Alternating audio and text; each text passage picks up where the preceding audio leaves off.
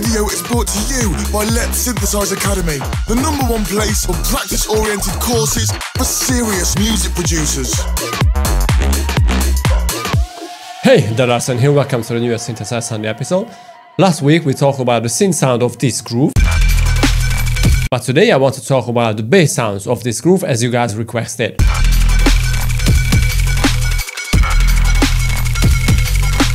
Like always, you can download this project from my Patreon, link below, and if you want to dig deeper into production, check my academy, but now let's jump into it. Okay, so the workaround for these basses is very similar that we made a few weeks ago, and you can check the video here, and it was called the world's most simple neuro bass, because that was basically just a sine wave and crunched and compressed together with the noise. This time, I want to show you how important noises can be. So let me jump into the project and show you what I mean. So let's start with the first bass sound, and it is sounding like this, but I layer it up with this noise. So noises can be very important, but you don't really need to use noises, you can use bass sounds. So let me show you what I mean. If I mute all the effects, you can hear that this is a bass sound really.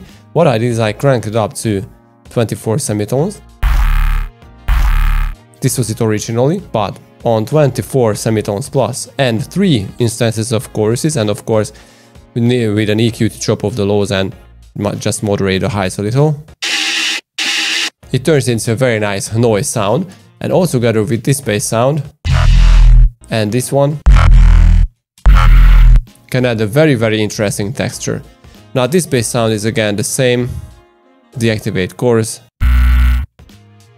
let's drop it back to 0, again the same, and this time it is cranked down.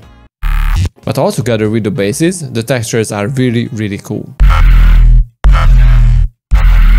And now I know that you are very curious about the bass sound itself. We have 2 wavetables, and the setup is very similar that we always do. You know, we use oscillator B on sync warping mode, and it FMs oscillator A. But the difference between the 2 oscillators is 2 octaves. I use a sub and a BN, which is a bend and a notch, and LE41 modulates a lot of things like the FM, wavetable position, filter, and in the effects we have distortion, OTT, an EQ, and the band reject filter. So this is the process really. You need 2 oscillators and FM between them, some distortion, some compression, band reject filter, and with some nice noise you can create a huge and very interesting texture. So this is not a big deal.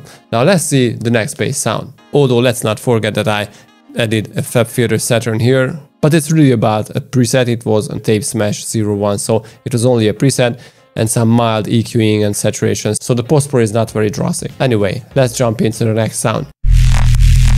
Here the main character is given by the erosion noise, so without that,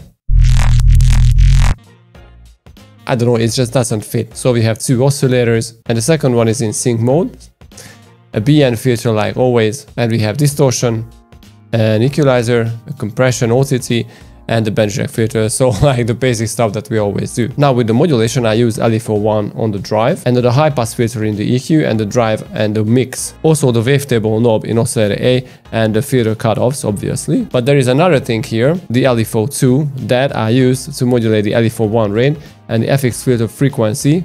So this guy here, the band reject filter cutoff. And these all together create a very nice movement to the sound, because if the filter walks on a different path, you can create a very interesting result if it is really different to the others, for example the wavetable position, the FM and stuff like that. Okay, so as you can see I'm using an EQ8, an erosion, an OTT, and a limiter at the end, so these are very basic processes. So I hope you enjoyed this, and if you want to download this whole project you can check my Patreon, check my academy if you want to dig deep into music production, and see you guys next time. Peace!